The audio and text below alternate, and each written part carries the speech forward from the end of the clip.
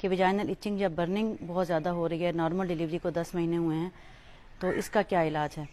دیکھیں، normal delivery کے بعد وہ خواتین جن کا ہارمون تھوڑے اپسیٹ ہو جاتے ہیں، ان میں ویجائنا میں ڈرائنس ہو جاتی ہے، جس کی وجہ سے پھر خارش اور خشکی ہو جاتی ہے۔ اس کا علاج یہ ہے کہ آپ اپنی مستند ڈاکٹر کے مشورے سے یا تو دوائی لیں۔ دوسرا، وہ خواتین جو بچے کو دودھ پلا رہی ہیں، ان کو چاہیے کہ بہت سارا پانی پئیں، دودھ اور دودھ سے بنی ہوئی چیزیں کھائیں، تاکہ ان کے اندر ڈی ہائیڈریشن نہ ہو۔ پانی کی کمی کی وجہ سے ویجائنا میں ڈرائنس ہو جاتی ہے، خشکی ہو جاتی ہے اور خارش ہو جاتی ہے۔ دوسری مین وجہ اس کی سٹریس ہے۔ بہت سی خواتین رات کو جاگتی ہیں بچے کو سنبھالنے کے لیے، نارمل ڈیلیوری ہو یا سی سیکشن اس کے بعد، اور وہ سٹریس میں ہوتی ہیں، ٹینشن میں ہوتی ہیں، ڈیلیوری کے فوراً بعد بچے کو سنبھالنا، خود کو سنبھالنا، ان کے لیے مشکلات پیش آ رہی ہوتی ہیں۔ تو سٹریس میں بھی، ٹینشن میں بھی کیا ہوتا ہے، ہارمونل امبیلنس ہوتا ہے، ویجائنل ڈرائنس ہو جاتی ہے۔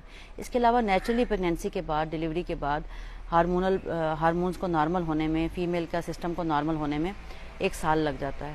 تو یہ ساری وجوہات ہیں ویجائنل ڈرائنس کی، ویجائنل برننگ کی۔ لیکن اس کی ایک وجہ انفیکشن بھی ہے، کہ اگر اندر کوئی جراثیم ہو جس کی وجہ سے یہ خارش ہو رہی ہو، اکثر کینیڈیسس یا فنگل انفیکشن کی وجہ سے ایسا ہوتا ہے۔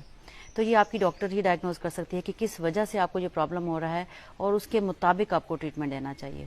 تو جنرل ریمیڈیز یہ ہیں کہ اپنی ڈائٹ اچھی کریں، فریش فروٹ اور سیلڈ لیں، پانی زیادہ پئیں، دودھ اور دودھ سے بنی ہوئی چیزیں استعمال کریں ڈیلیوری کے بعد، اور اپنی نیند پوری کریں، اور اپنی ہائیجین کا خیال رکھیں۔ اسٹوری کو بتانے کا مقصد یہ ہے کہ وہ خواتین جن کو پانی کی تھیلیاں ہیں، یا وہ خواتین جن کو اوویرین سسٹ ہیں، وہ مایوس مت ہوں۔ اوویرین سسٹ کے ساتھ پریگنینسی ہو سکتی ہے، اور الحمدللہ میری پیشنٹ کی ہوئی ہے، اس کا بیبی پیدا ہوا ہے، اور یہ نا امیدی کی کوئی بات نہیں، اپنا علاج کروائیے۔ اور پریگنینسی کے ساتھ اوویرین سسٹ ہم لوگ مینیج کرتے ہیں، اور الحمدللہ اس کو ٹریٹ بھی کرتے ہیں، اس کو نکال بھی دیتے ہیں۔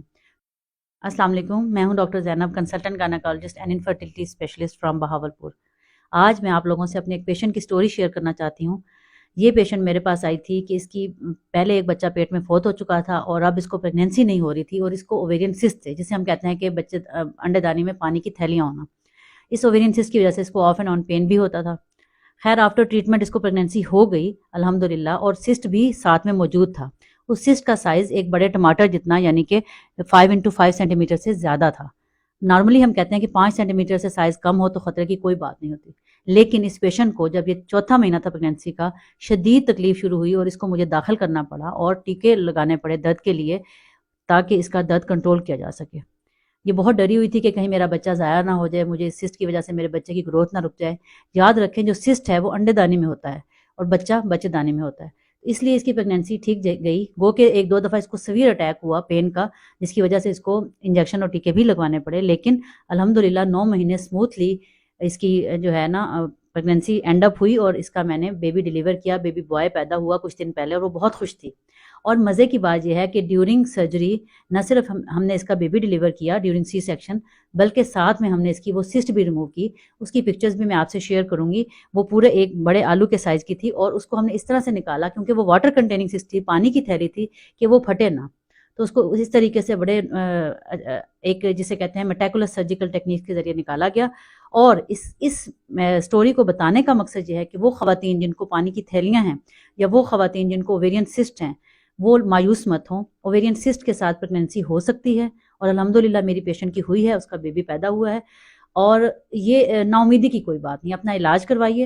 اور پریگنینسی کے ساتھ اوویرین سسٹ ہم لوگ مینیج کرتے ہیں، اور الحمدللہ اس کو ٹریٹ بھی کرتے ہیں، اس کو نکال بھی دیتے ہیں۔ تو اپنی امید قائم رکھیے، اللہ تعالیٰ سے اچھے کی امید رکھیے، اس سے اچھی دعا کیجیے کہ اللہ تعالیٰ زندگی صحت والے بچے دے، اور ان چھوٹی چھوٹی چیزوں سے پریشان مت ہوئیے۔ مجھے امید ہے آج کی یہ سٹوری آپ کو اچھی لگی ہوگی۔ سب دوستوں میں، فرینڈز میں شیئر کیجیے گا۔ تھینک یو سو مچ۔ اللہ حافظ۔